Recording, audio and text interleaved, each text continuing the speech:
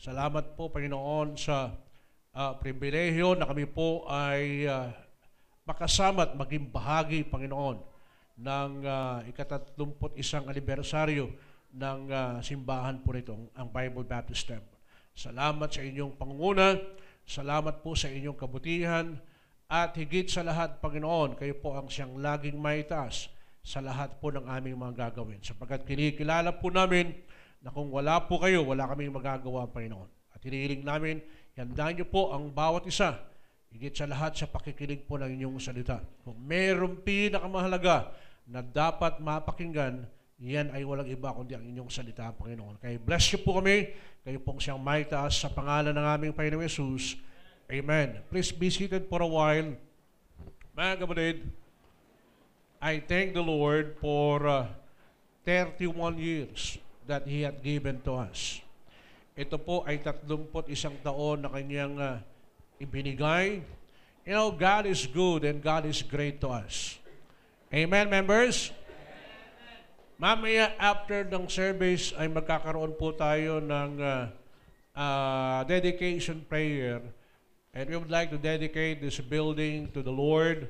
And then dedication, papangalan po natin ito sa pangalan ni Reverend Lamberto Mercado. Siya po ang unang pastor ng simbahan po na ito. At naniniwala akong kilala rin ng ating tagapagsalita sapagkat noon pa ay nakakasama na natin siya. At mga kapatid, sa 31 taon na ibinigay po ng Panginoon, ay masasabi nating yung gawain na ito ay nagpapatuloy sapagkat ang sabi nga, ang ministry, ang pamantayan po nito at kung paano ito magpapatuloy, hindi naman sa pastor at hindi naman sa lahat ng bawat sa atin Kung hindi, ang ikapagpapatuloy nito walang iba kundi sa Diyos. Okay? At this church was organized 1984, and after that it has been organized 1994. Pastor Mercado or Reverend Lamberto Mercado went home to be with the Lord. And then after that, we just continued the work, we just continued the ministry, at salamat sapagkat hanggang ngayon nagpapatuloy po ito. So itong mga kaibigan po natin na nandito ngayon, at mamaya, we will give them time para makagreet sila sa atin. Hindi lang isang beses sila nakapunta. Kung hindi, itong mga kasama natin, mga mainstay na dito sa Bible Baptist Temple Di ba? Kasama natin ngayon si Engineer Lingan. Pakitayo. Amen. Konsehal Lingan po. At si Konsehal Ruping Dumlao. Yan, si Konsehal Halili. At ang kasama natin sa barangay, Miss Lorna Tolentino. Ayan. Kita mo na? Artista at saka mga So, ako'y nagpapasalamat sa Panginoon sapagkat nakita po ninyo na hindi pa ganito yung Bible Baptist Temple. At sa biyaya ng Panginoon, sa tuwing kayo ay pupunta, nagkakaroon, merong improvement. Amen?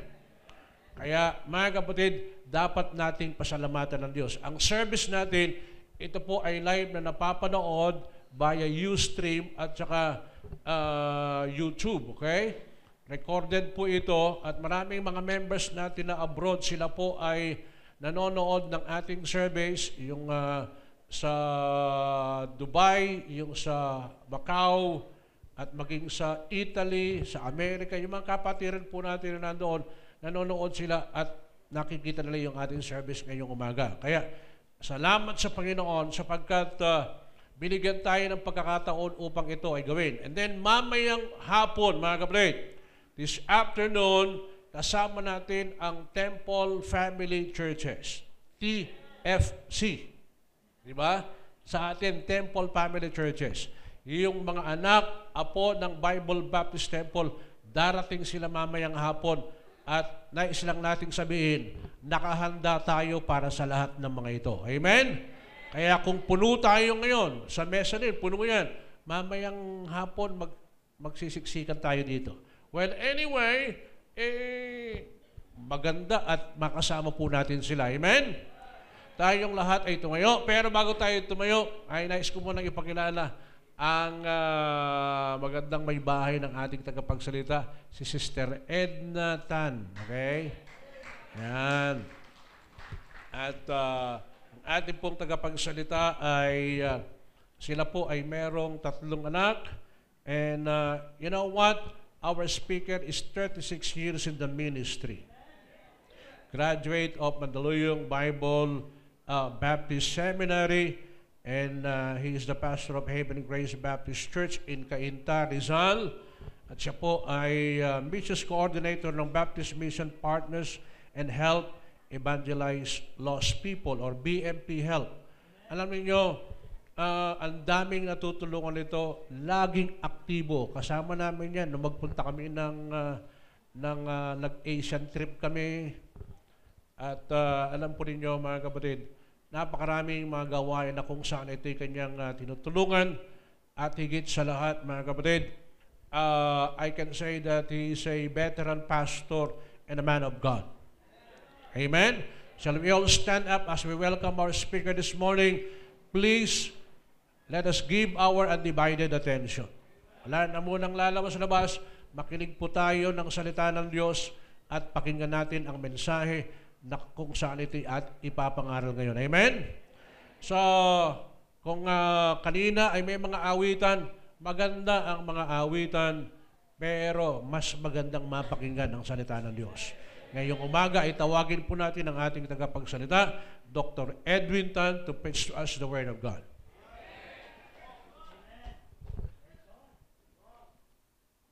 Good morning, everyone. I would like first to congratulate the church for a great job done for His glory. May we all say a big amen for the Lord. Of course, Pastor Emmer, I take this opportunity as a great privilege, and I don't take this lightly. And may the Lord keep you and still use you more in a big way sa kanyang gawain. Congratulations, and to the family, kay Ate Juby, and to the rest, and to our beloved guest, at sa mga leaders, and to all the members, congratulations. Actually, I'm saying this because I'm so overwhelmed. I'm so overwhelmed today. Sabi ko kay Pastor kanina, pagpasok pa lang, sabi ko, Pastor, ako na yata ang na-bless this morning. And because last time nang pumunta po ako dito, ay wala pa pong mga building dito. Kaya lumampas po kami, Sister Juby, doon pa kami napunta. Sabi ko, nasaan na yung bukid? Sabi ng wife ko, nandyan na yung Walter Mart. Eh sabi ni Pastor, tabi ng Walter Mart. So dumiko na akong patalikod. Nakita ko yung pangalan ko. Pastor, no, laki-laki nung... Mukhang tinalo ko si Yaya Dab dyan sa pagkakataon na yan. Tinalo ko, laki. So, I mean, God has blessed you big time, and I just want to say this. I'm so blessed. I'm so overwhelmed. I'm so touched to see the hands of God really used you, yung mga kabataan. The music is just excellent, and everybody is just first class. What can I say, Pastor, but to God be the glory. And that's when having said that, there is more horizon to conquer. There is more territories to get for the Lord Jesus Christ. Let us really rally together and get those places more for the glory of God. Matthew chapter 5, please. Matthew 5, verse. Matthew chapter 5. I would like to challenge you, the same from the Sermon on the Mount. Matthew 6:33 is almost a concluding part of the Sermon on the Mount, but I would like to challenge you on the same concept from chapter 5 and verse number 8. Making God our first sa ating buhay. And having this commitment that no matter what, will stick, come hell or high waters. Chapter 5 and verse number 8, please. Basahin po natin ng sama-sama. Handa, basa. Blessed are the pure in heart, for they shall see God. Tayo po'y manalangin. Panginoon, ngayong umaga, tulungan mo po kami to see you, to find you in every movement that we have inside this building. May we be able to feel your presence, and through this, dear Father, this would stabilize and strengthen our faith to no end. I pray, dear Lord, that you would bless each one. At sana po, Panginoon, ang araw na ito ay maging sagisag sa alaala po ng aming pong mahal na pastor, Pastor Mercado, that this would inspire us to do more and to aspire further and to give our dead level best for your glory. Dear Lord, takpan niyo po kami ng inyong banal na dugo at gabayan niyo po kami sa pag-aaral ng salita. At sana po, Panginoon, kayo pong laging manguna sa aming buhay sa lahat ng pagkakataon hanggang sa huling sandali ng aming pong paglilingkod. Salamat po kay Pastor Emer, sa kanyang pamilya, at sa mga leaders po ng church ito, and to all the members who has really done an excellent job in honoring you for expanding the kingdom and for glorifying your name. Salamat po sa aming mga panauhin, Panginoon. Pagpalain niyo po sila. Makatanggap din po sila ng pagpapala sa pangalan ni Jesus. Amen. Salamat po at makakaupo na po ang bawat isang.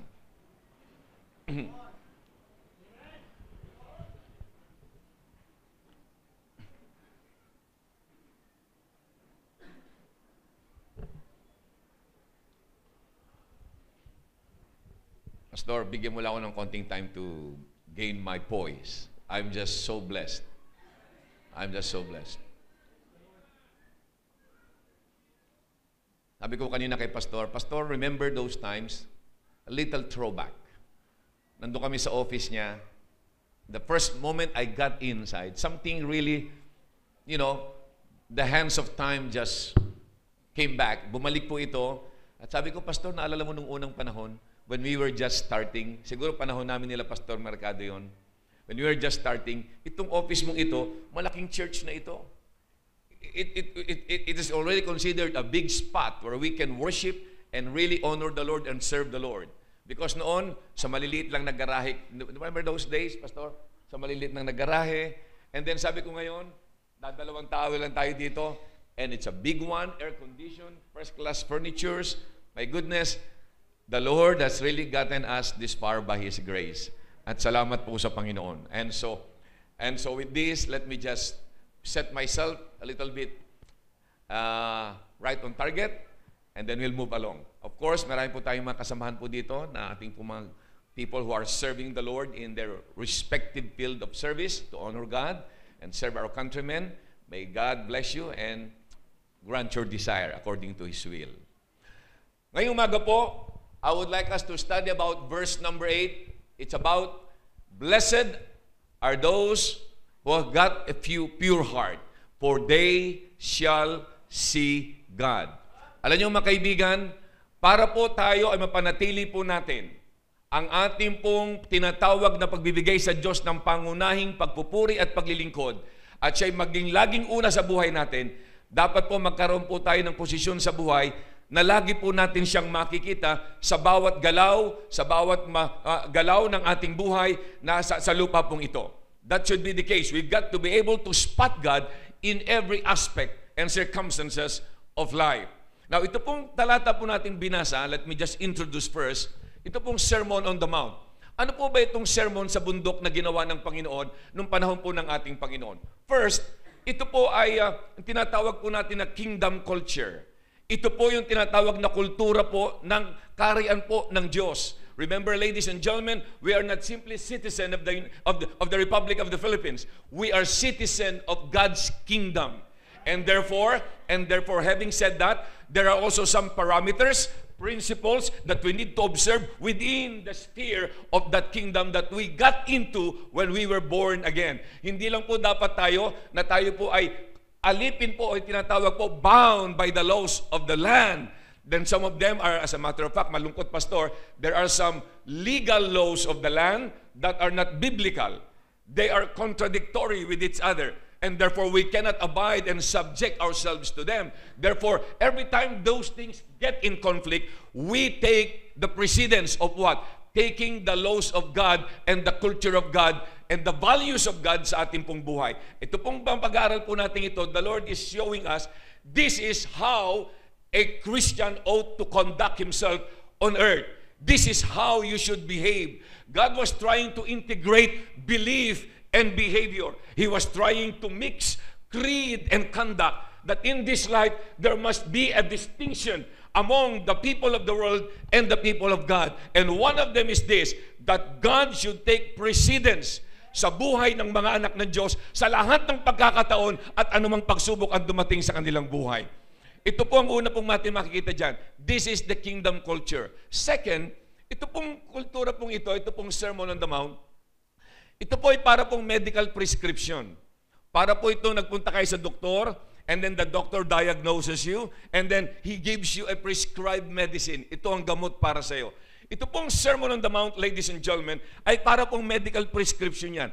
Inihahanay ng Panginoon ang lahat ng mga karamdaman, kahinaan ng ating pananampalataya, ng isang mananampalataya, and then He prescribes to us, this is what you need to do. So that when you do this, then it would help you, what? Alleviate the malady, and then it will help you stay strong and be able to stand up to the challenges of the world. Yan po ang pangalawa punto. For example, in verse number 4, it addresses the issue of humility. Kung ikaw ay mananampalataya, you've got to be humble. You've got, hindi pwedeng ikaw ay magmataas. Kung ikaw po, in verse number 12, if you have been persecuted, you've got to give the other cheek. You've got to rejoice and say, I am a part of God's persecution and sufferings. Then, just the same, salamat po sa Panginoon. Now, having said this, Pastor, excuse me. This is no home court advantage po. Kumbaga sa basketball po ay hindi home court advantage. This is my first time, kaya pasensya po. Ano po? I'm just trying to feel the environment, and please bear with me.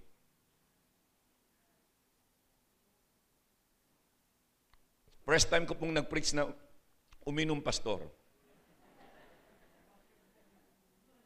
First time po talaga.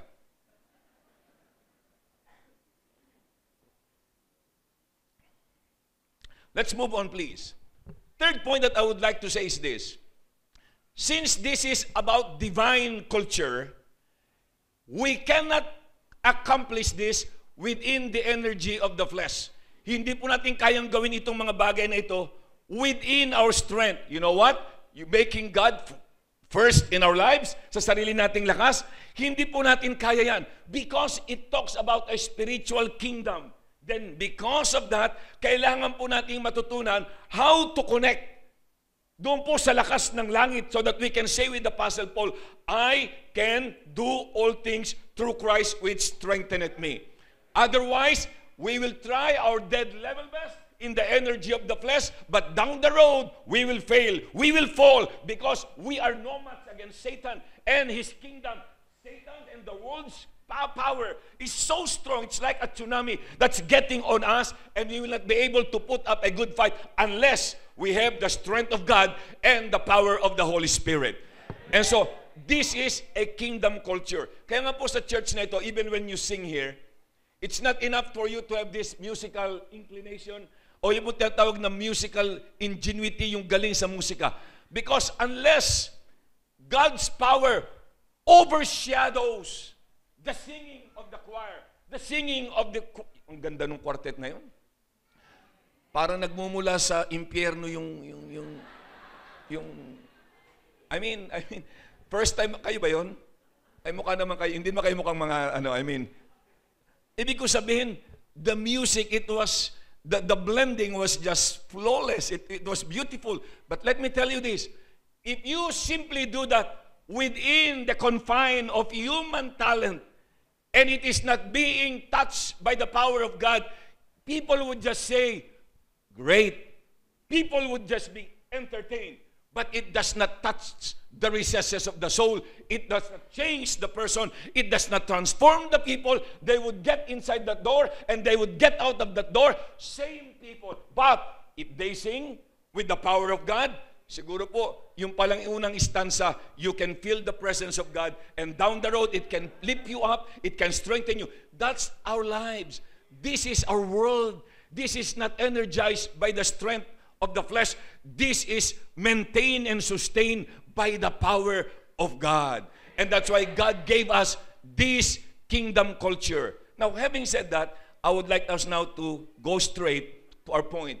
Blessed are the pure in heart. Pag tinignan niyo po mga minamahal, Yung pong pagkakahanay po ng Beatitudes, ganito pong pagkakasabi. Blessed when you do this, and then pagkatapos po sa dulo, for they shall be. You can find, pag ginawa mo ito, ito yung blessing. Pag ginawa mo ito, then there's something that will come upon your life. You will find the premise, and then you'll see the promise. So ngayong umaga po, as I've been telling you, we will not be able na matuloy po ang ating paglilingkod sa Diyos, maliban po na ang lakas ng Diyos nasa atin. May biruan po, singit ko lang muna po to, just to, I'm still looking for my groove. Ika nga po. Marami na po tayong mananampalataya, kaya po nawala na sa church, sapagkat nga po, lakas nilang ginagamit nila. Merong isang biruan po yung mga pastor one time. We were in Isabela, there was this a little symposium. Sabi ng isang pastor, nabanggit ko na kay Pastor Emerto kila Pastor Dan, sabi niya, marami na ba tayong Baptist sa Pilipinas? Milyon na rin ba tayo? Sabi ng isa, marami na rin siguro. Marami na, kaya lang kalat-kalat tayo Hindi po nagkakalat, kalat-kalat lang po. Ano po? And then, sabi ng isang sumagot, ay hindi, yung Iglesia ni Cristo, nakita mo, ang dami nila. Pagka nagpunta dyan sa arena, kapag nag-rally sila, ang dami nila. Siguro milyon na sila, ganun. Kaya nga meron silang power block sa election, things like that. And itong mga bagay na ito, bigla may sumagot na isang pastor sa likod, sabi niya, oy mga pastor, wala yan sa mga Baptist. Sa backsliders pa lang, hindi na yan uubra.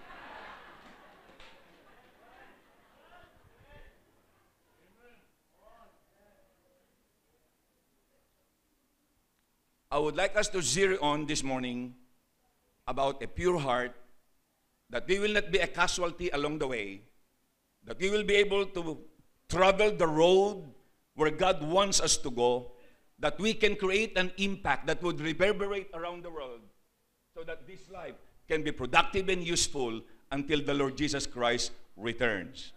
Now, let's define our message now. Let's put the outline. 2 outlines lang po ito. Una, blessed are the pure in heart. Unahin po natin yung tinatawag na pure heart. And then, pangalawa po, for they shall see God. Puntahan na po natin kagad yung pure. Pure heart. Ang unang tanong ko po ay ito. Sino po sa atin dito ngayong umaga ang merong pure heart? Taas po ang kamay. Pure heart. Taas ang kamay. Ba, may dalawa. Bakit dadalawa lang? Si pastor hindi rin makapagtaas. Ako rin hindi rin makapagtaas. Now, take it easy. Relax. Don't be intimidated by the point. Pure heart. Ano po bang ibig sabihin ng pure heart? Kasi ang nasa isip nyo kagad, pastor, hindi ako yan. Kasi aminin ko, tama po yung sabi nyo, may mga kakulangan po ako. I'm not that perfect. I'm doing my best, but I won't put myself on the pedestal and say, I had it. No. So, medyo hindi may taas ang iyong kamay. Pero ano po bang ibig sabihin ng pure heart? Now, tingnan niyo po kung maigi. Let me explain to you this. I-define po natin yung salitang pure. Now, pero bago natin puntahan yan, puntahan natin muna po yung heart. Ano po ba yung ibig sabihin ng heart po dito? Now, kadalasan po, pag sinabi nating heart, nandyan yung emotion po natin, nandyan yung ating damdamin, yung kilig, the kilig factor, nandyan yung, yung kinakabahan ka. So, this is the apparatus wherein the feelings resides. This is the apparatus of the human structure na kung saan nandun po yung ating tinatawag na mga emotions. Pero naalala niyo ba nung unang panahon? Pero nung ginamit po ng Bible itong heart dito, hindi lang po niya pinaghihiwalay yung heart dito. It encompasses the total persona. Yung kabuuan ng pagkatao po natin. Naalala niyo ba nung unang panahon kayo mga misis? Sino po yung mga misis na rito? Naalala niyo ba nung unang panahon, sinasabihan kayo ng inyong mga magulang, anak, pag ikaw ay pipili ng mapapangasawa at may nanligaw sa'yo, huwag mo lang gamitin ang iyong puso. Tama? Gamitin mo rin ang iyong isip. So pinaghihiwalay. By the way, mga misis, ginamit niyo po ba yung isip niyo? And, mukhang may away tumamaya. May away tumamaya. We are trying to separate and make distinction between the heart and the rational aspect, the mind, where the logic is. But when God used the word heart here, it encompasses the total persona, the whole being. For example, naalala niyo ba yung sinabi ng Bible? As a man thinks in his heart, so is he. Hindi po ba? Sabi doon, guard your heart, for out of it comes the issues of life. Anong sabi ni Jesus Christ sa Mark 7? Sabi po niya doon, out of the heart proceeds what? Evil thoughts. So sa Bible po, sa pagkakataon pong ito, the Lord was using the word heart to tell you it's about you, yung iyong kabuuan. Now, let's move on to the pure heart. Binaktrack ko lang po ng konti. Ano po bang ibig sabihin ng pastor pag ikaw ay merong pure heart? Tingnan niyo po ako maigi. Tingnan niyo po ako maigi. Pag tinignan niyo po ako, anong sasabihin yung lahi ko? Inchik, Chinese, ano pa? Vietnam, sobra naman. Hindi niyo pa ginawang Vietcong. Ano pa po? Korean. Ha? Ano pa pong masasabi niyo? Ano pag nakita niyo?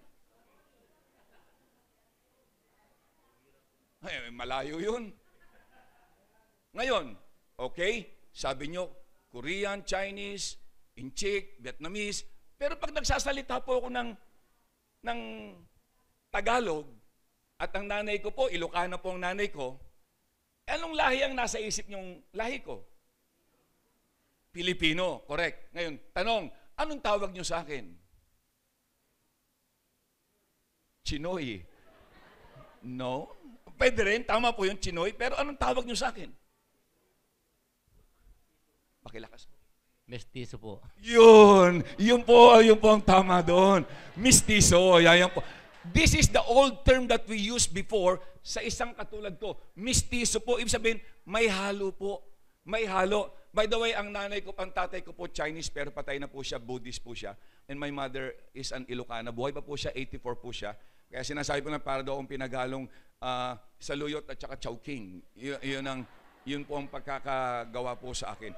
But anyway, ang tawag po dyan ay mestizo. Now, ladies and gentlemen, that's the word. The word pure means unmixed. Walang halo. It means pure. Now, in the olden times, when this was said by Jesus Christ, when Jesus declared this, it was during the Roman time. And they were under the Roman bondage. And they know about the Roman emperor. And in those days, ladies and gentlemen, meron silang tinatawag na Roman army, pure army. Now, bakit sila tinawag na pure army? Bakit po sila tinawag na pure army? You know why? Hindi ibig sabihin ng mga sundalong ito hindi magkakamali. They will not make mistakes during a combat. No. Hindi ibig sabihin hindi sila magkakamali. No. Ang ibig sabihin po nung unang panahon, pag ikaw ay nakapasok sa pure army, ibig sabihin yan, you have gone through the process of rigid elimination. Only the bright and the brightest would make it to the pure army. It's like being an Olympic champion in those days. You will have the privileges, the perks, and the prestige when you get into that elite forces. Now, pag sinabi pong ikaw ay pure army noon, ang ibig sabihin po niyan, you are a soldier na nakapaligid po sa Roman Emperor, sa kingdom. Ang ibig sabihin po niyan, na hindi ibig sabihin hindi ka magkakamali, kundi ikaw ay ang loyalty mo, ang allegiance mo sa emperor ay walang katulad, at kung kinakailangan ikaw ay mamatay para sa iyong hari, ikaw ay mamamatay. You will lay down your life. That's the meaning of a pure army. Someone who is so dedicated, someone who is so dead loyal, someone who has pledged his allegiance, that even at the point of giving his life, he will make it for the sake of the emperor and Rome.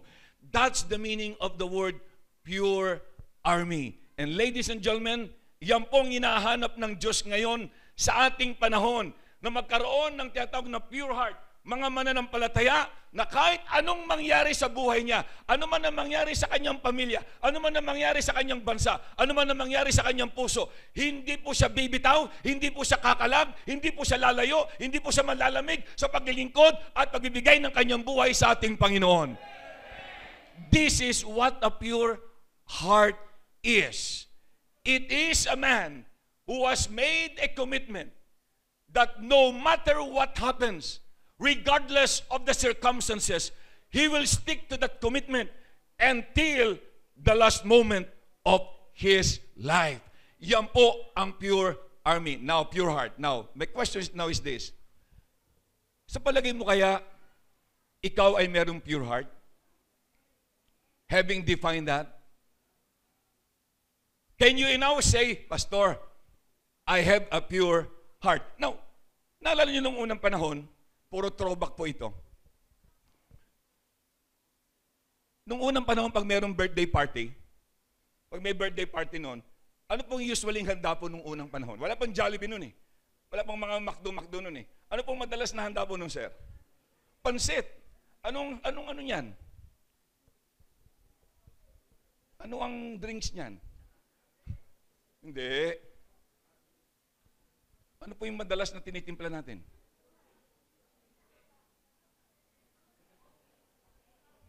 Sa mga bata, coffee. Mga birthday party. Tang. Orange. Ano pa? Okay, pineapple juice. Hindi pag nag-imbita ka ng 30 tao, and then nagtimpla ka na ng juice, pagkatimpla mo ng juice na yon, ang bira.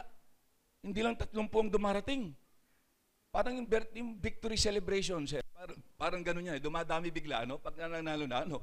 Aba, 30 lang, 4 na po na, 5 po na. Tanong, anong gagawin mo dun sa juice?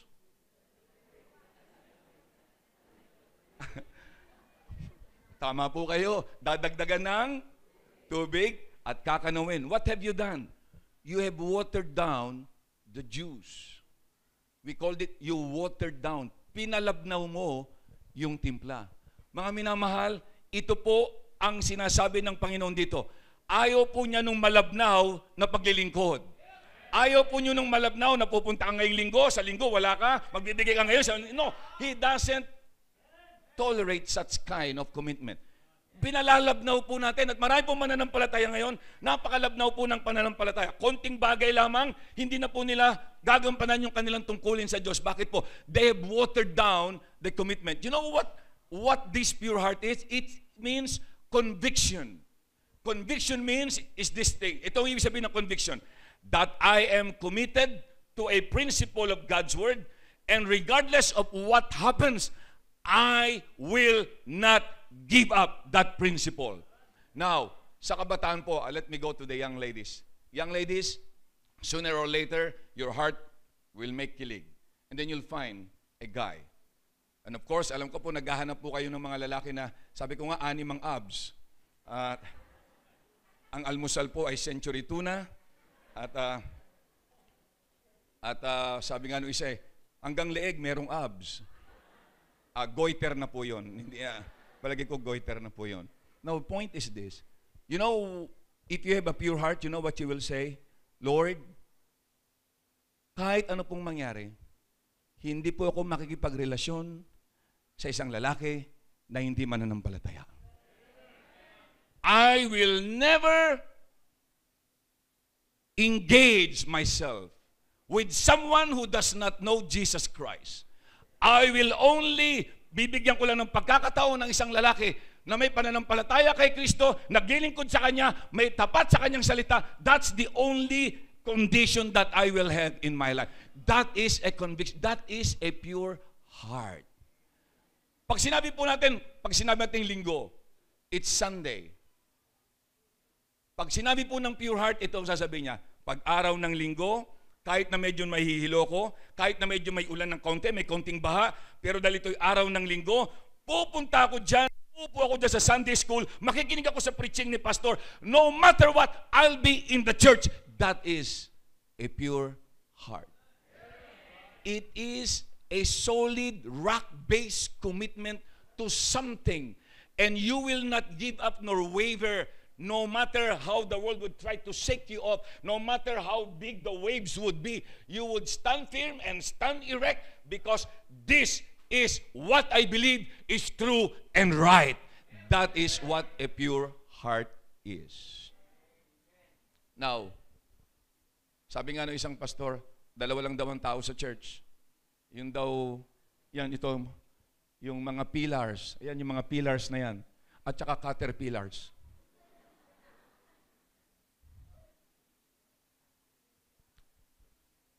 When you have a pure heart, ladies and gentlemen, you know what it means? Please take a look at Psalms 57. David put this in another term. Psalms 57 and verse number 7, please. Psalms 57, verse number 7.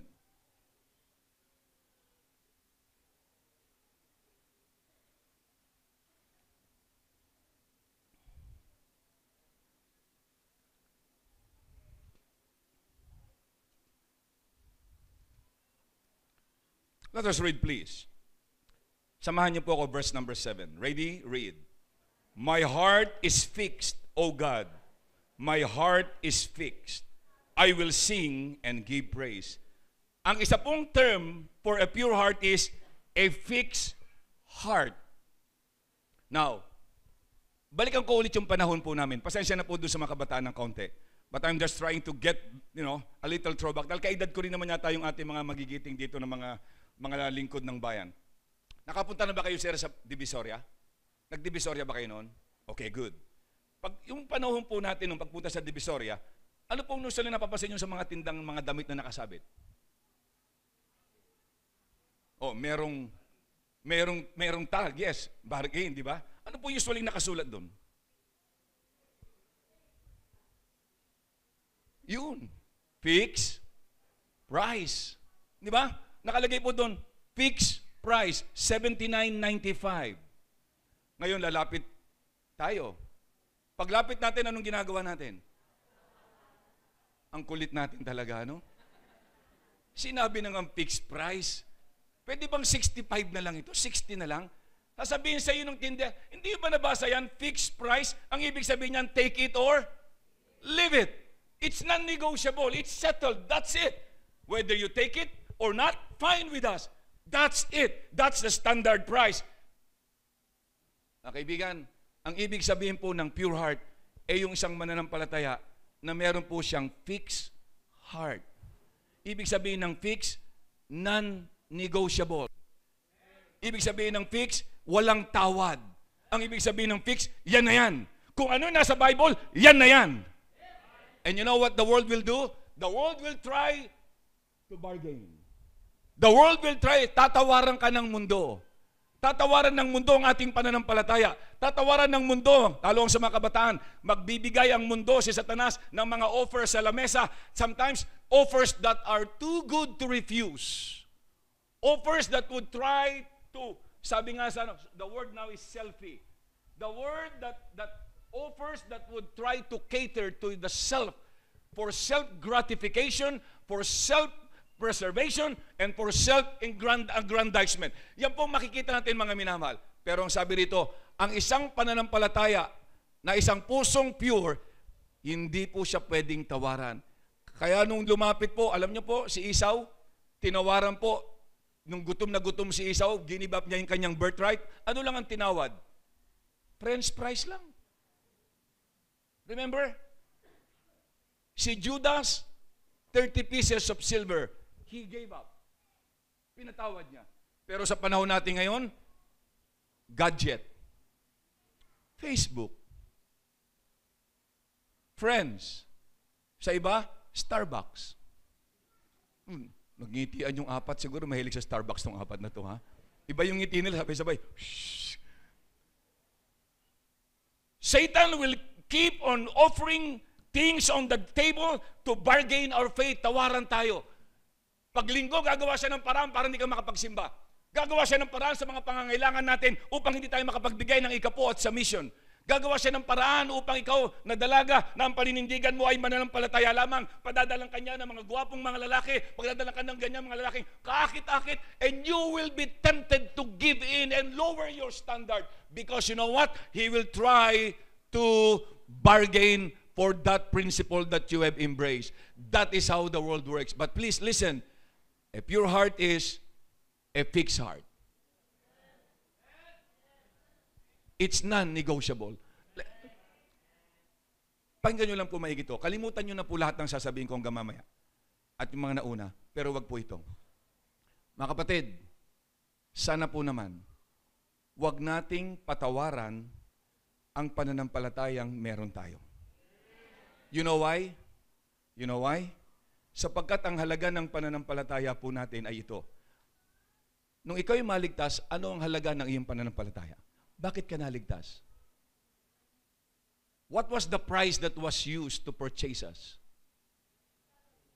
The blood, thank you, the blood of Christ. Mga kaibigan, please listen. Alam mo kung magkano ka ngayon umaga? Do you know how much you... Ang halaga mo ngayon ay buhay ni Jesus Christ. Jesus went to the cross, suffered all agonies, took all the blows so He can redeem you and pay for all your sins. And when you have received, ang tinanggap mo si Jesus Christ bilang tagapagligtas, sabi ng Bible sa Corinthians 6:19, tinubos ka ng dugo ng Panginoon, pinatawad ka, at ngayon meron kang buhay na walang hanggan. And by the way, mga kaibigan, by the way, hindi po tayo naliligtas ng reliyon. Hindi po tayo pupunta sa langit sa pamamagitan po ng reliyon. No religion for that matter can save us nor justify us before God. Hindi po yung kabutihan natin. Alam niyo po ba? Ang baptist po. Ang baptist ba makapagliligtas pag sumama? No. Nais ko na rin pong sabihin ito up front. Hindi rin po tayo maliligtas kahit sumama ka sa baptist, maging miyembro ka ng baptist, kung yan ang aasahan mo para mapunta ka sa langit, sasabihin ko na sa ito with regret, hindi ka maliligtas ng reliyong baptist. Ang makapagliligtas lang sa atin ay ang dugo ng Panginoon na nabuhos sa krus ng Kalbaryo.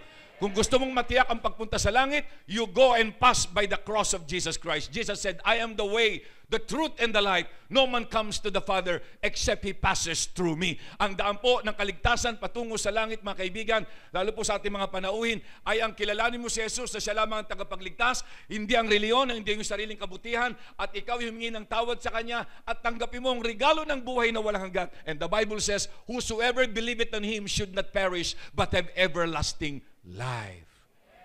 Kung ikaw ay hindi yung patiyak pag namatay ka, kaibigan, sa langit ka pupunta. Lumapit ka kay Jesus sa dugo ng Panginoon. Now, kapag tinanggap mo na siya, Nay, yung sumagot kanina, ang halaga nyo, ma'am, ang halaga nyo ngayon bilang isang ligtas ay ang buhay at dugo ni Jesucristo. Yan po ang pinambili po sa inyo. Now, wag naman po nyong hayaan na tawaran niya ng kung ano-ano lang. Huwag niyo naman pong hayaan tawaran niya ni Satanas, tawaran niya ng mga kaibigan ninyo, ng inyong mga business associates, ng kung ano-ano na lang. Let me explain this. Halimbawa po si tatay, car dealer po siya.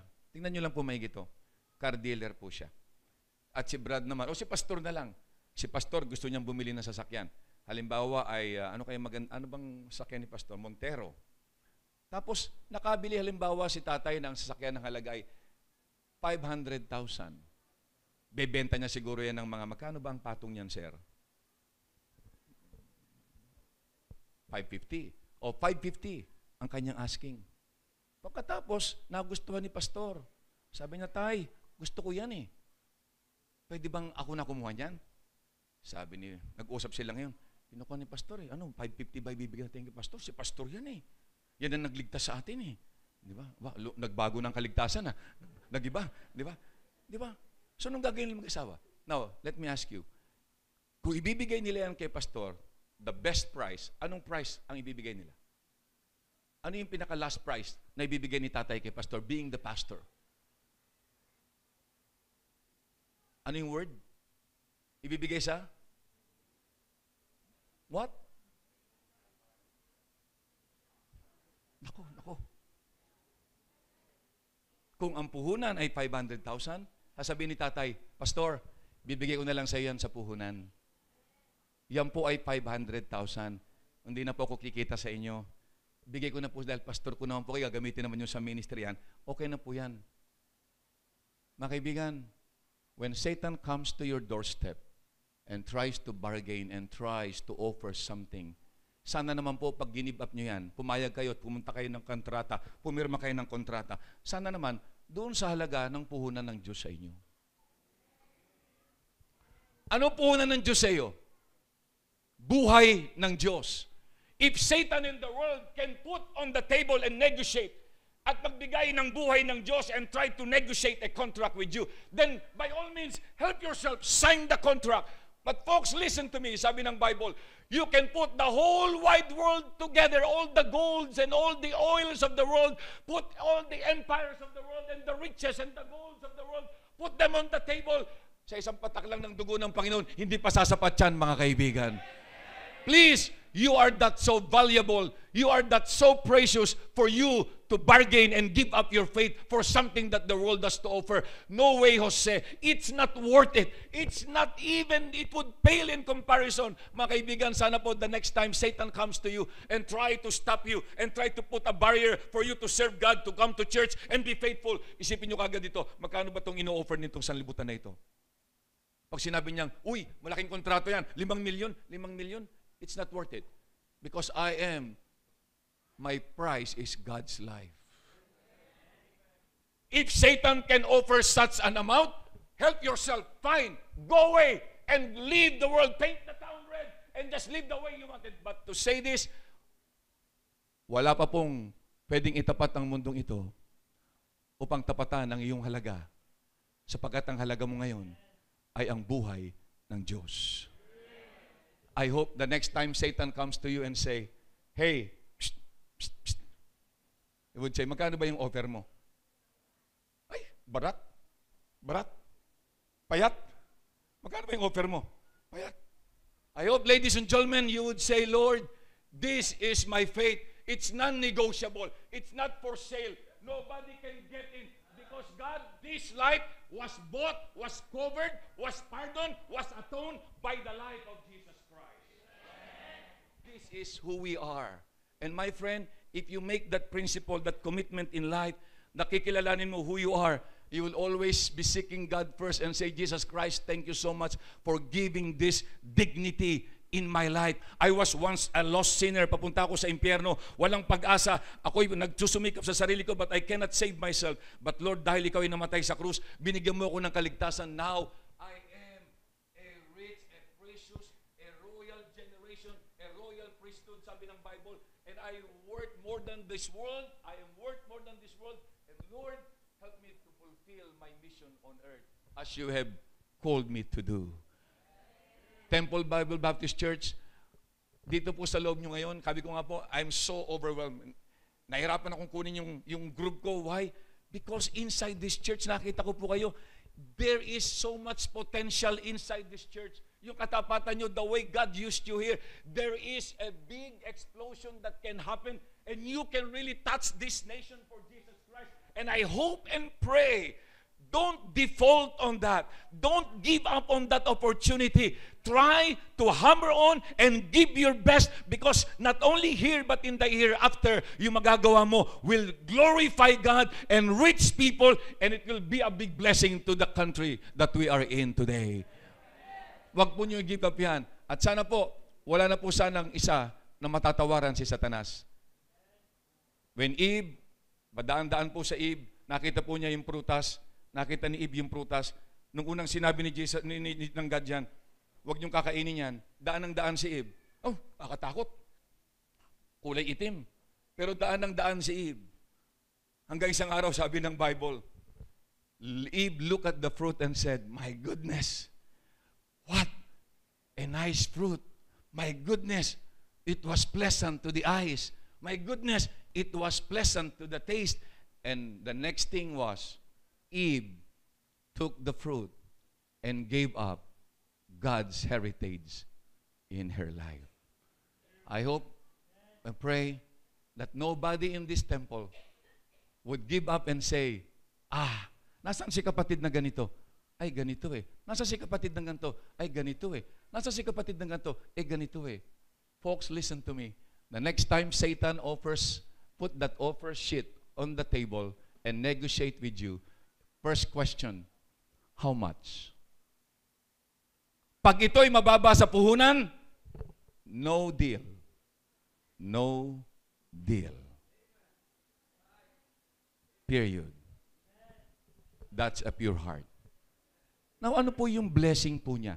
Remember this? Please listen carefully. Sabihin niyo sa akin ngayon, Pastor Tan, second part, Pastor Tan, paano ko magkakaroon ng commitment na ganyang ka-strong? Because sabi niyo nga niyo kanina, napakaraming nag-backslide na. There were some people who stood on this pulpit, who sang in the choir, who led the singing, they were frontliners. They were on the first line of defense for the church and for the ministry. They were blazing the trail. They were the pace setters. They were the very people that inspired the pastor to move on. And yet you ask, nasa na sila ngayon?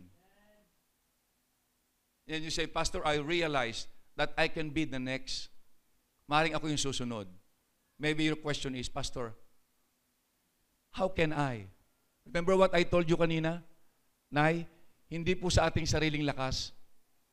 Sabi nga ni Zerubbabel, not by my might, nor by my strength. Now listen as I close with the second part. Ano pong sabi sa verse 8? Blessed are those who got a pure heart, for they shall see God. Pakinggan niyo maigi po ito. Sabi ko po sa inyo kanina, pag ginawa niyo yung part 1, yung premise, the Lord will do His part. You know ang gagawin niya po sa iyo? Magpapakita sa sayo. Check this out. You will see God. Now, tanong ko po, sino po rito ang gustong makita ang Diyos? Sabi ni nanay, ay, napag-isip-isip niya. Senior citizen na nga ako, malapit na nga eh. Ba't naman ako nagmamadali? Biglang binaba, nay, ulitin ko, ha? Ay, opo. Ulitin ko po. For they shall see God. Sino pong gustong makita ang Diyos? Now, relax again. Ang ibig sabihin po dito, mga kaibigan, na makita mo ang Diyos, hindi po ibig sabihin ikaw ay mamamatay na. Kasi kung yan ang turo ni Jesus Christ, pag ikaw ay naging tapat, mamamatay ka na, patay. Hindi tayo magiging tapat, di ba? That is the secondary application, in secondary interpretation. Pag sinabi po ritong makikita mo ang Diyos, hindi po ibig sabihin yan ay pupunta ka na sa langit. Pero lahat po tayo, tandaan niyo po ito, ladies and gentlemen, lalo po sa mga bisita natin, para makita niyo po ang Diyos pagdating ng panahon, sa tamang panahon. Kawawa naman si Pastillas.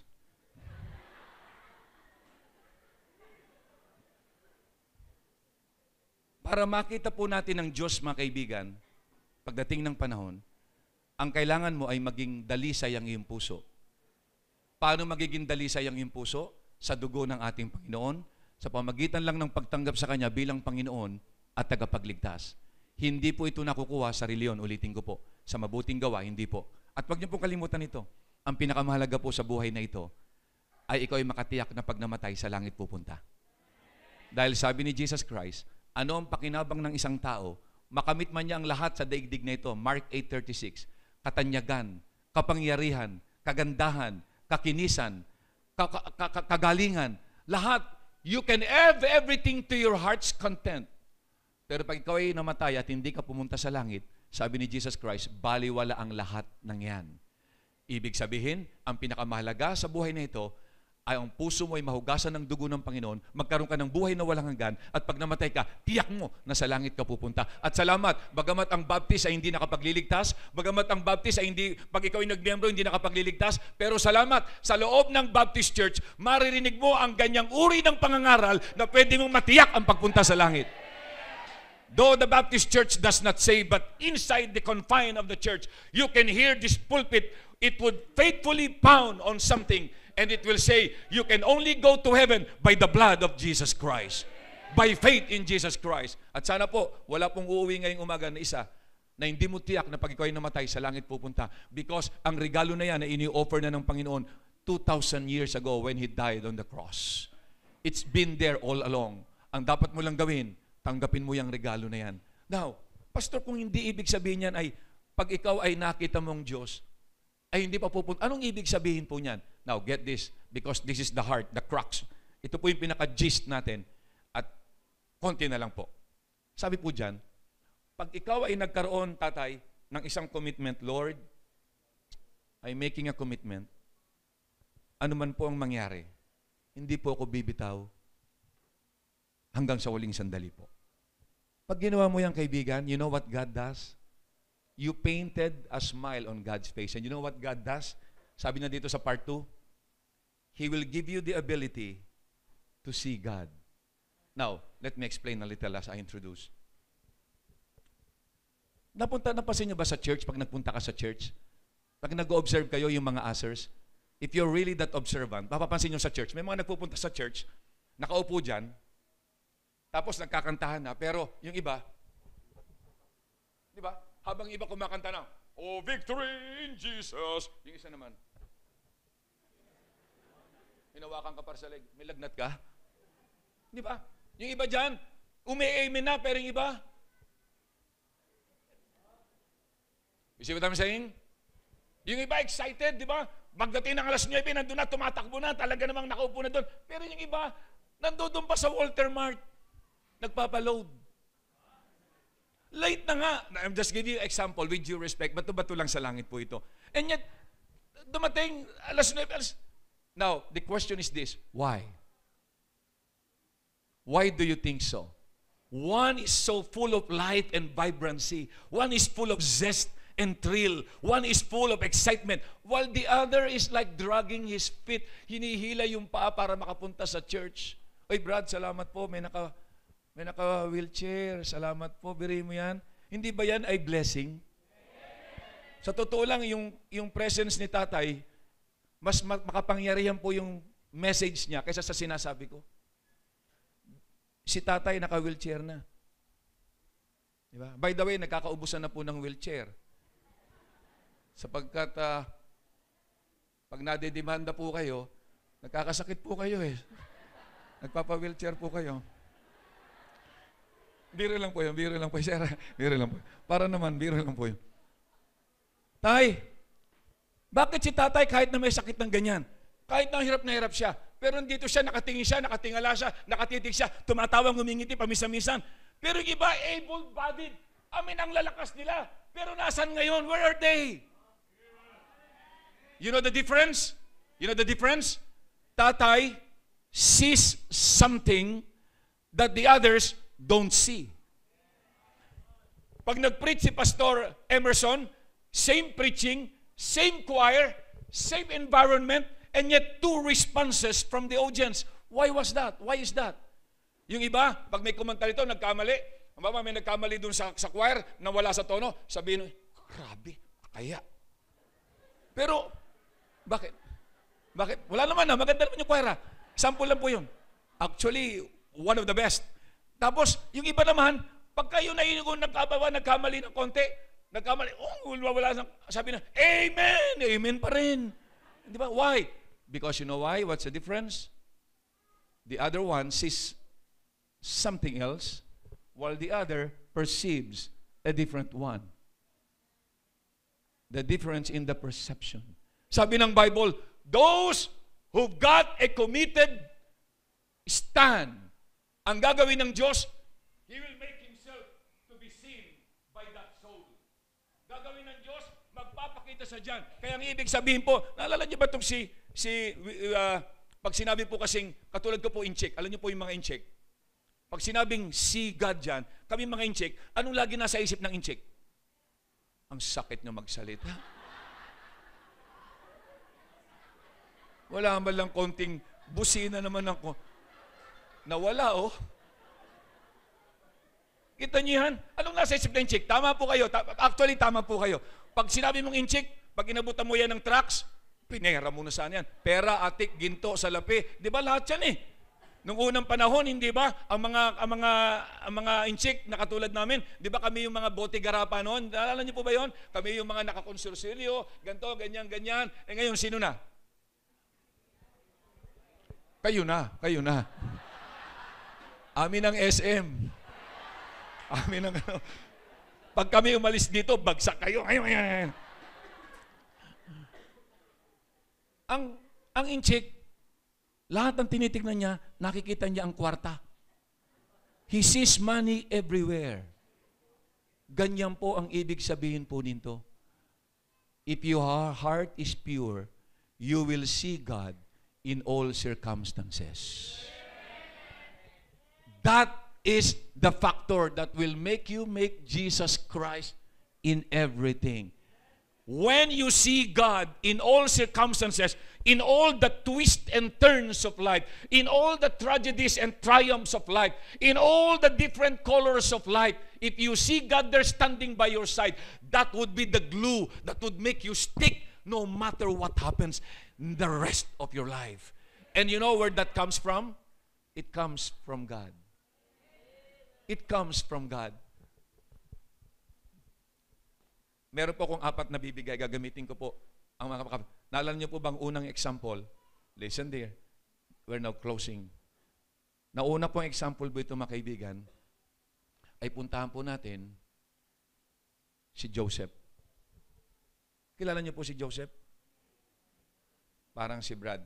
Si Joseph, yun po yung tinukso ni Potiphar. Kaya ko po na ano yan, kasi pag kami may mga bigote talaga, wala akong tiwala eh. Hindi na pagkakatiwalaan po talaga pag may mga bigote. Ngayon, sabi,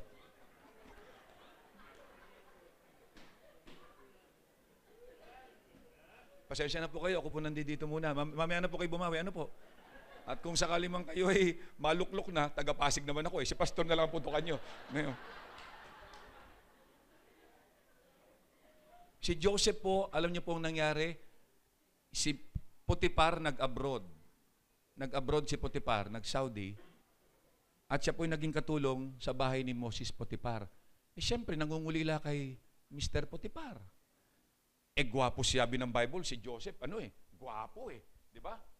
Makisig, may bigote. Pagkatapos, sabi ng Bible, araw-araw tinutokso ni Mrs. Potiphar si Joseph. Follow me? Follow this. Because this is the time. These are realities.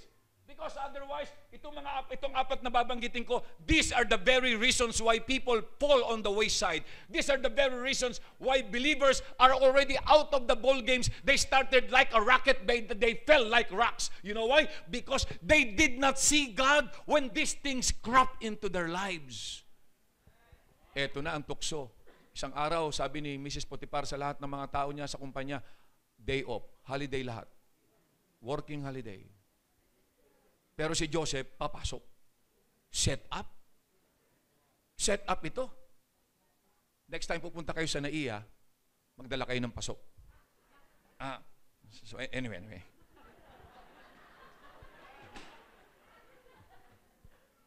Ang ating bansa po ay lumalago, pinagpapala. Ang Department of Agriculture, sabi nga, hanggang sa NAIA po nakapagtatanim na, mga kaibigan. Kaya set up ito. Sinet up niya, 2 lang sila sa kwarto. And then, let me ask you, young men, kung kayo ang mga lalaki, kayo si Joseph, kayo mga galing sa ilalim. Kung kayo si Joseph, ang ganda-ganda niyan. Pag nagkaroon ka ng relasyon kay Mrs. Potiphar, hindi ka nakatulong sa bahay, hindi ka na taga-bunot. Ha? Yung papadalang allotment, 50% ka na ron, kaibigan. Ha? At ikaw na ngayon ang magiging second Potiphar. Kung kayo yun, what would you feel in that such an opportunity? You know what? For an ordinary and lesser mortal na lalaki, ang mararamdaman niya dyan, mga bossing, hindi po ba? Pagkakataon na ito. Palay na ang lumalapit. Hindi ba? Nandoon na, you will feel the sensation, the tingling of the flesh. There is now this sensual moment in the body na ito ng pagkakataon, wala ang mister, kaming dalawa lang dito. This is my chance, my goodness. Oh, what a blessing. And you would just succumb.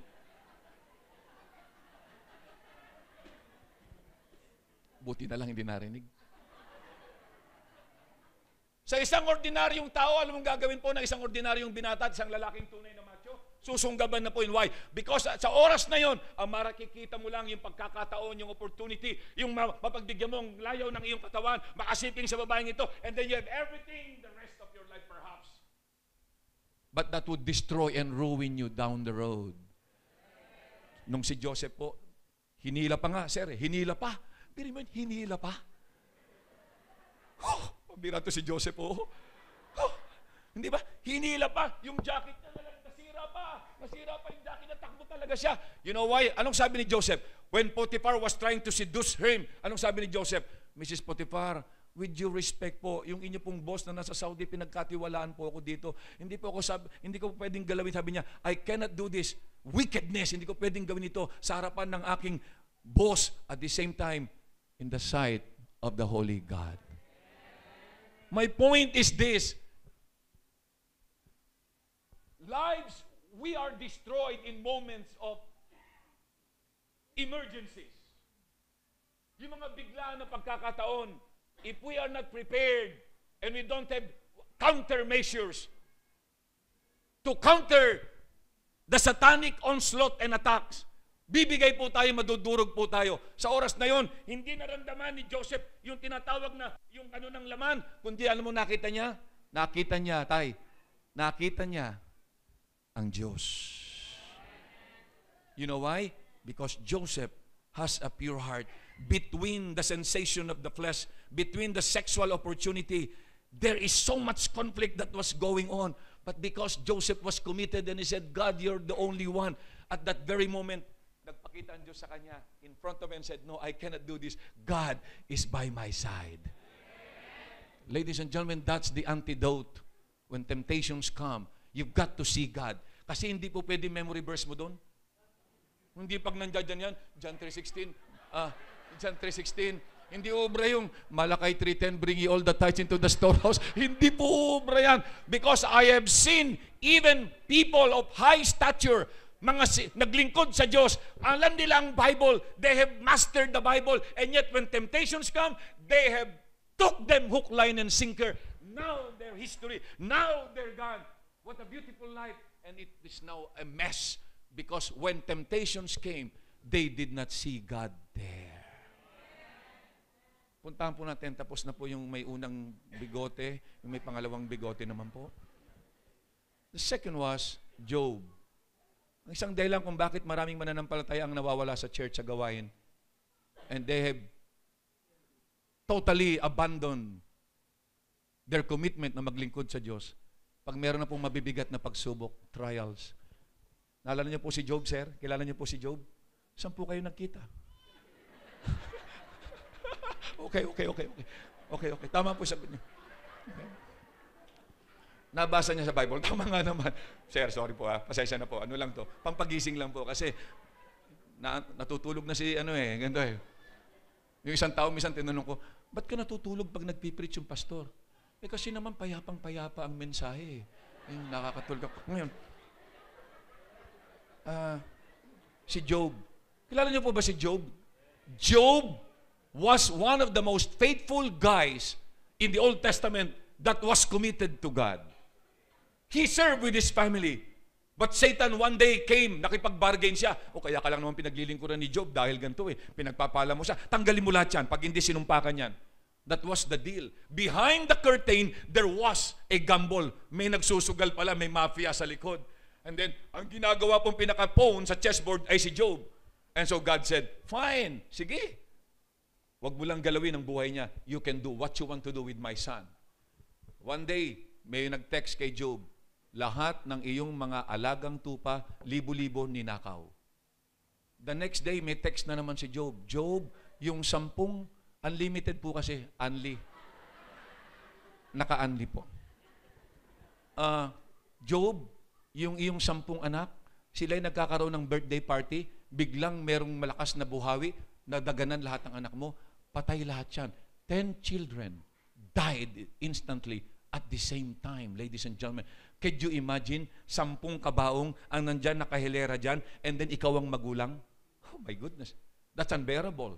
The anguish is beyond you. So nangyari po mga kaibigan, yan po.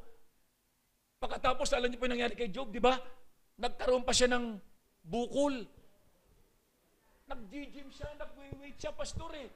Tapos, biglang paggising niya, may bukol dito, may bukol dito. Lahat na, tumubo na yung bukol ng ganyan. Alam niyo, meron isang pastor, Pastor Jun Banaag. Pastor Jun Banaag. Ang tawag ko sa kanya, Modern Job. Ito lang po nakaraang January, December. Tinubuan siya ng 17 pigsa. Alam niyo ang pigsa, di ba? Kahit isa lang po ang pigsa, pag yan napunta sa isang alanganing lugar, hindi ka na mapapakali. Ito, 17. 17. Kasi hanggat hindi nakukuha daw yung hindi raw nakukuha yung lumilipat-lipat. Noong unang panahon kasi kami, ang gamot lang namin sa pigsa, walang doktor-doktor. Gamot lang po namin noon, koyo. Alam niyo ba yung koyo? Koyo at saka bote ng Pepsi. Di ba? Pagka yung koyo, alam niyo, Nay, yung koyo. Oo, yun. Tama po yun. O yun. Gaganunin. Gaganon. Ang ganda naman ng pagkakaano ni nanay.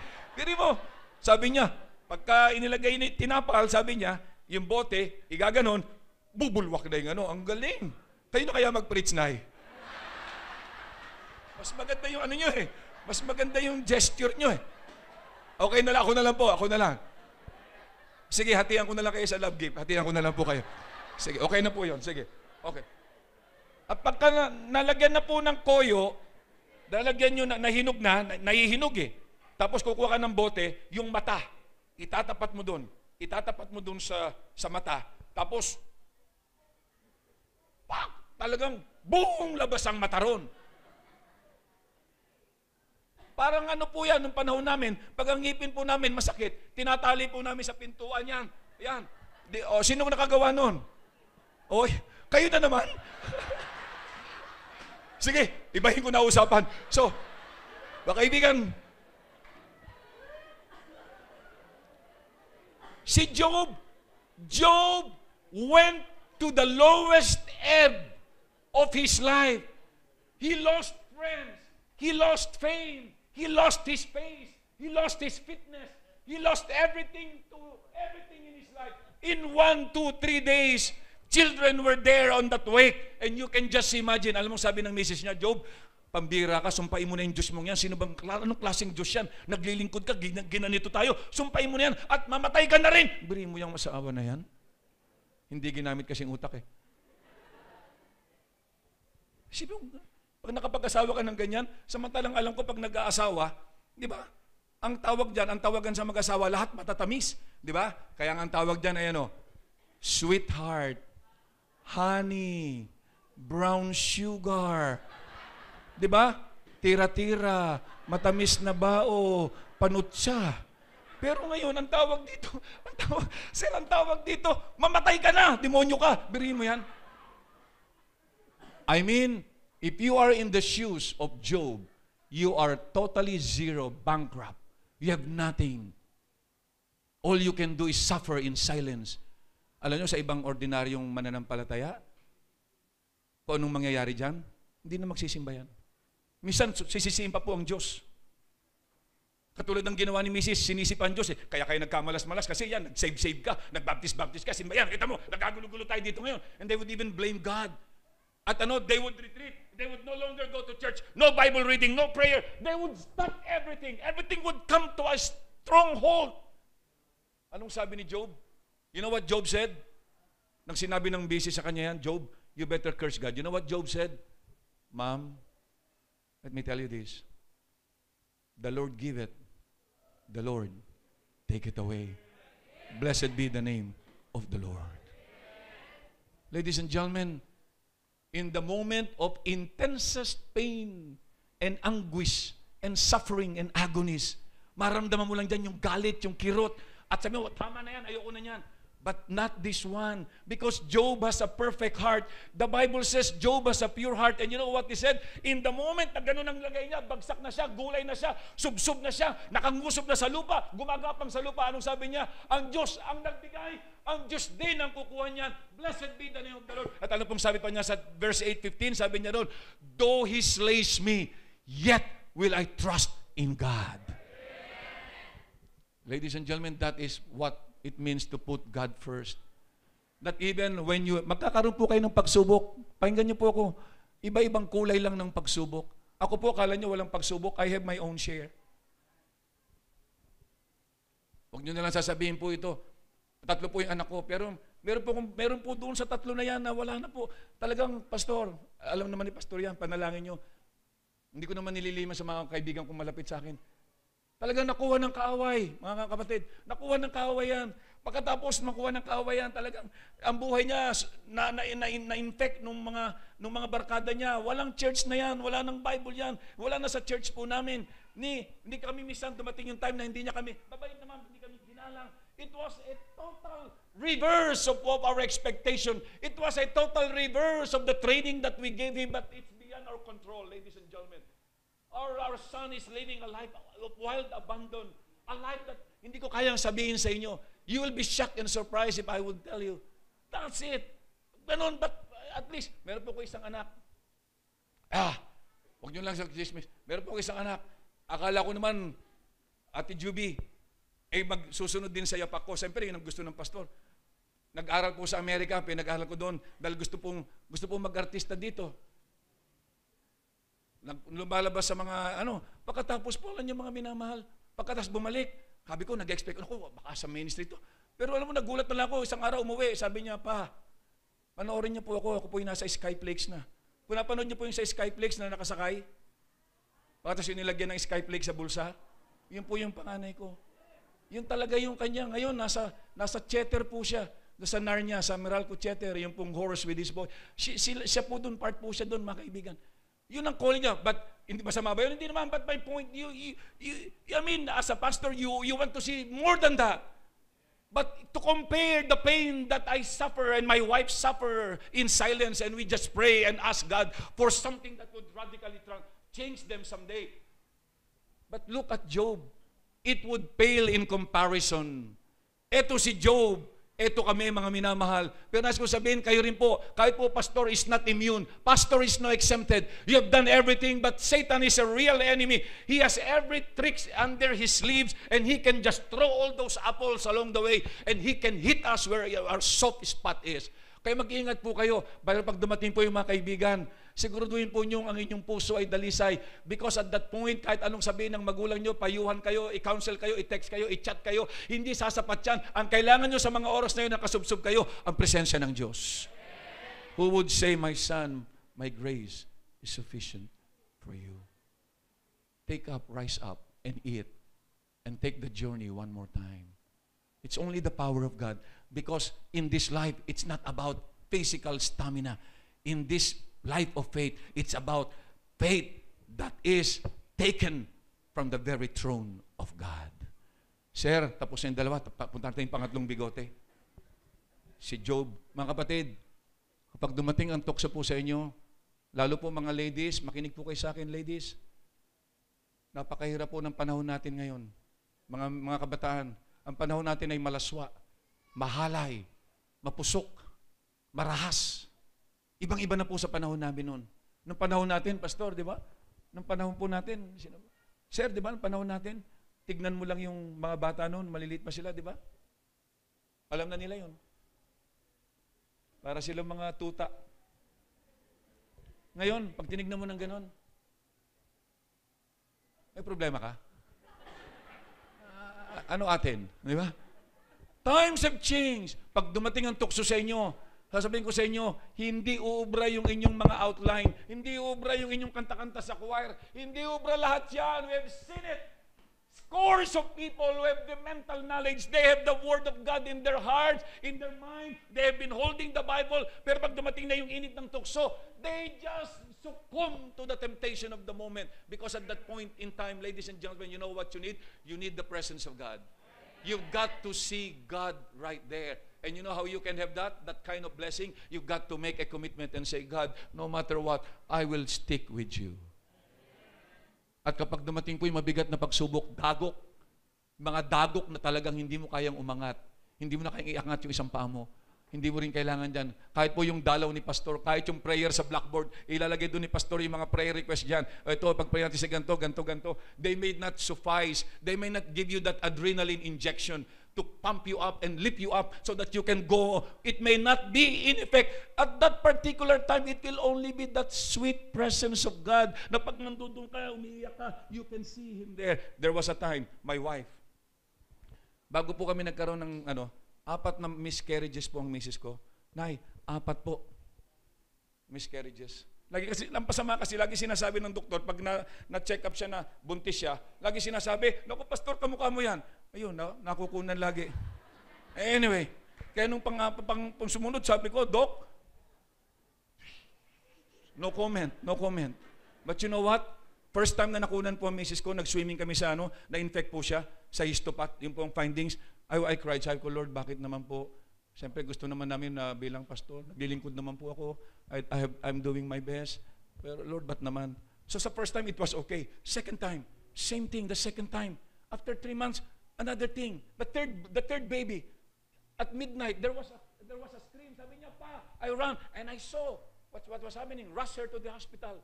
I thought it was the last blow. It was the last straw. Habang nasa hospital po siya, niraraspa po siya doon. She was given this medical attention. Naglalakad po ako sa kalsada, walang biro, nakashort ako, nakakorto ako, Ate Juby, as nakachinelas. Tumitingin ako sa taas.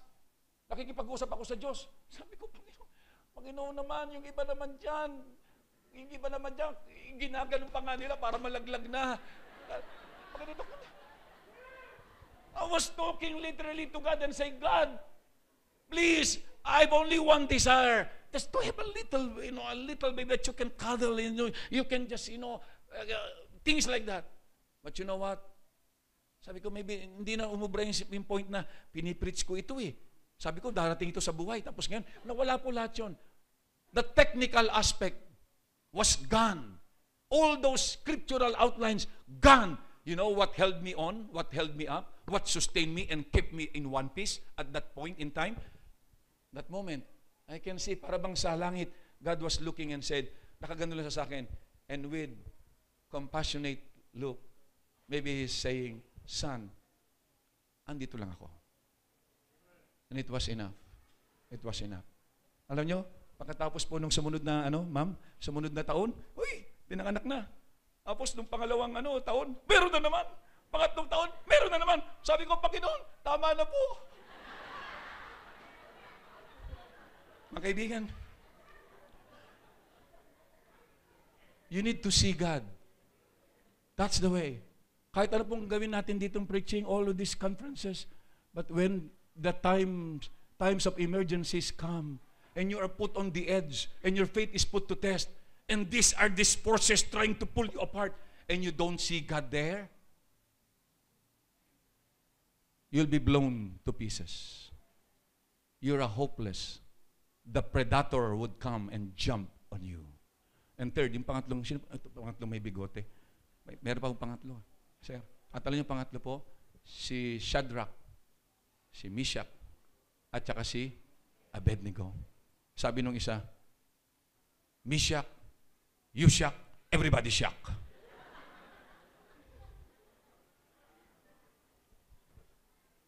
You'll be put to test. Pag hindi ka lumuhod dito, dadaling ka sa apoy. Meron po ako isang member dati po, Nay, dalaga. Meron po siyang boyfriend. Kaso yung babae po na-save. Na-save po yung babae. So naging member po ng church, naging faithful po siya. Dumating yung time na siyempre, iba na yung pananaw nila, iba na po. Nagkakaroon sila ng irritation. Until one day, the guy told the lady, sabi niya, kung hindi ka titigil dyan sa pagsisimba-simba mo na yung Bible na yan, hiwalay na tayo. Our faith will be put to test in different ways, different colors. But they will be challenged, our faith. Kasi ang pananampalatayang hindi sinubok, baliwala yan. Paano natin masusubok na isang hagdanan ay matibay o isang tulay ay matibay unless na daanan niya na mabibigat na sasakyan? And you will be tested. Alam mong sabi ng babae, it was a classic answer. Hey, ladies, it was a classic answer. Take this down, take this down. Sabi niya, huwag mo akong takutin. Ang Diyos ko, kaya kong bigyan ng 20 boyfriends. Pero ikaw, hindi mo ako kayang bigyan ng tagapagligtas.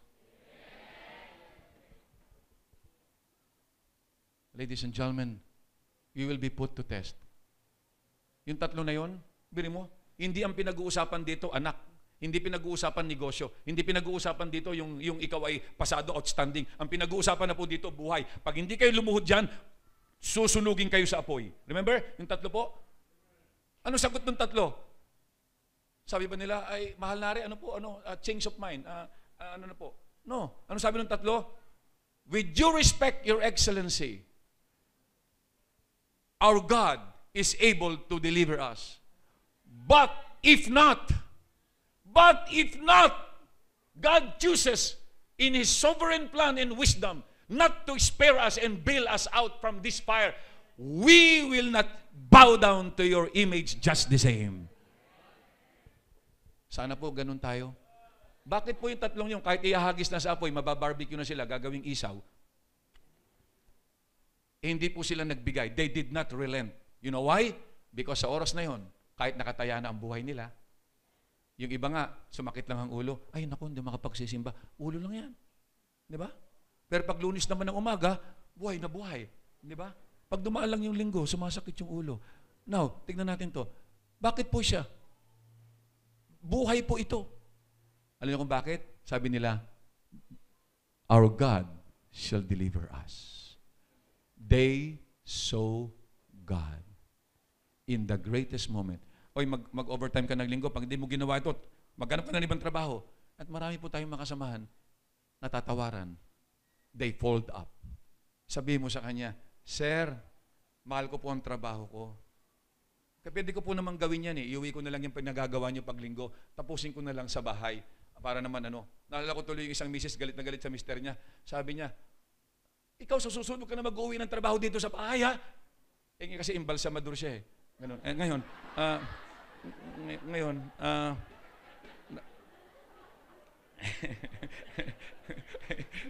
ayaw mo talaga. Anyway, saan na ba tayo? Tanggalin mo doon. Saan na ba ako? Hindi. Saan na ba tayo? Sa trabaho. Bossing, mahal ko po itong trabaho ito. Pero let me tell you this. Kaya ako po nagpunta dito because I prayed to God. At sabi ko, Panginoon, through this job, I will honor you. Pero kung pipilitin po niyo ako na hindi na ako magsisimba linggo-linggo dahil sa pinagagawa niyo, boss, with respect, I'm tendering my resignation. Pinagpipray po kayo ng church namin. Pinagpipray nilang company natin. But I will not give up my faith because my faith is more than your company. If maalis po ako dito, then the Lord will provide my need somewhere else. You've got to stand. In all circumstances, you've got to spot God there. Otherwise, you will be broken to pieces. Otherwise, mamaniin lang tayo ng mundo. Otherwise, ang mundong ito, wala, paglalaruan lang tayo. But if you find God there, that will be your strongest refuge. That will be your strongest position, your foundation to stand up to any challenge. Then I'll tell you, you will say also, but if not, I will not bow down to your golden image. At panghuli po, sino pa yung pang-apat? Sino pa yung... Tay, kahit may bigote kayo, palagay ko wala na kayong asim. Palagay ko, kumbaga sa mangga po, ano na kayo? Indian mango. dito na tayo sa banda rito, may konti rito. Tay, biro tayo. Pakitanggal lang yan. Pang-apat po, tagumpay. Sabi ng Deuteronomy 8:18, when you begin to get wealth and power, para po sa inyo to, sir. Sa inyo pala ito. Sabi sa Deuteronomy 8:18 ni Moses, when you begin to get power and wealth, don't forget. Don't be proud and heavy-minded. Don't forget, it was God who gave you the power to gain wealth. Marami na po tayo nakitang mananampalataya. Nung una, mababa ang kanilang lagay, nag-pray, tinulungan ni pastor, dinalaw ni pastor, tinulungan, maaaring yung tuition niya, wala, pinag-pray doon para magkatrabaho. Tapos, pagkatapos ano nangyari? Nung umangat na, pumailan lang na, marami po ang napanis. Marami po ang na-spoiled dahil sa tagumpay nang nasa taas na po sila. And politicians, isn't that that's the routine, that's the cycle of politics in the Philippines? I'm sure, with due respect and in fairness, hindi lahat corrupt. There are those who started out with best good intentions to be a public servant, to really serve the poor, the unfortunate people of the land. Pag sila'y nanalo. But you know, the pressure, yung hangin ng tagumpay, yung hangin ng mga offer dyan, yung mga pailalim na sundot, yung mga pressure dyan, isang araw, pag hindi na nila nakita na nila dyan, yung pressure, baka mawala ako sa pwesto, baka hindi na ako may boto, kaya pagbibigyan nila ito, at pagka nakita nila yung malalaking offer, pirmahan nyo na ito, mayor, ganito. Pag nakita na nila yon, at nandun sila sa pwesto na yon, they begin to go downhill little by little. But my folks, listen, sana po mga kapatid, pag kayo po'y pinagbigyan ng Diyos, pinagpala niya, at kayo po'y napunta na sa tagawtag ng tagumpay, huwag niyo pong kalimutan ito, sirs, mga lingkod bayan, it was God who gave you the power to be there. Well, pag nakita mo lagi ang Diyos na nandiyan dyan, pag nakikita mo lagi ang Diyos na nandiyan dyan, ladies and gentlemen, you'll always remember, I am what I am by the grace of God. Kaya nga po si pastor kanina, alam nyo kay Pastor Emer, yan po yung pastor na wala kang makitang konting angas. Ibang, alam nyo, iba kasi pag nakaano ng konti, naka-jackpot ng konti, iba na eh. Iba na yung lakad eh. Pastor Emer, the first time I saw him sa mga conferences hanggang ngayon, hindi ko akalain na ganito, nagulat na nga ako eh. Sa inyo ba to? Hindi nyo nga, ang hinahanap ko pa rin yung bukid, biri mo yan. Ganun katagal po ako nang galing dito. And yet, nakikita kami sa Manila, I never had an iota of inkling of what God has done with you. Pero si pastor, nakita ko, walang pagbabago. Same old man, same old pastor. Because for sure, in little and in big, in fame and in down there, siguro sinasabi ni pastor, Panginoon lamang ang may gawa niyan. And because of that posture, and because of that confession, God sees him and trust him, and maybe he would pour more blessings, because when God trusts somebody, he would just pour down the blessings bountifully. Ladies and gentlemen, sana po pag pinagpala na kayo, nag-abroad na kayo, naging mga manager na kayo, huwag niyong kalilimutan, hindi ikaw ang nagpunta dyan. It was God who made it so. Hindi para sumikat ka, magmayabang ka, makasakay ka sa magagarang sasakyan, magagandang bahay, air condition, at paglinggo namamasyal ka na, nagbuburakay ka na, meron ka ng bucket list. Hindi, kaya niya ginigay sa iyo, nagtagumpay ka, pinasikat ka niya para sa isang bagay, para luwalatiin mo sa Diyos at lalo kang maglingkod, magbigay sa kanyang gawain. This was all. And when you know what? Sabi dito, don't forget. And when people always realize that, you will always be walking the proper way. You know what we need today? So that God will always be first in our lives. We've got to see Him. We've got to see Him in all circumstances of life. And that is only a blessing that cannot be brought by Sunday school, by memorizing verses. That can be taken, that can be received sa pamagitan ng isa when you say, Lord, help me to make a commitment that I will be faithful until death, until you come back. And when God sees that, seryoso ka sa iyong puso, you know what God will do? When you need Him, He will be there by your side. As a church, tandaan niyo po ito. Mamayang hapon, balik po kayo. That will be our message about the church. Especially you as a church, you are doing a marvelous job. Huwag niyo sabihin sa akin na si Satanas, nasa sulok lang, ngiti-ngiti lang, happy anniversary. No. You are under surveillance. And Satan is mapping out his operation to destroy you. And when that comes, pag kayo dumating sa oras na yan, sa ibang mga simbahan, mag-aaway-away yan, magkakagano yan, everything, they will just disperse. But if your heart is pure, even if the Satan marshals his forces from hell, this church, as Jesus said, I build my church and the gates of hell shall not prevail it. Temple Baptist Church will rise to the occasion and will rise to the challenge and will rise for the glory of God. You have a pure heart, I hope, and pray. Let's all rise, please, and pray.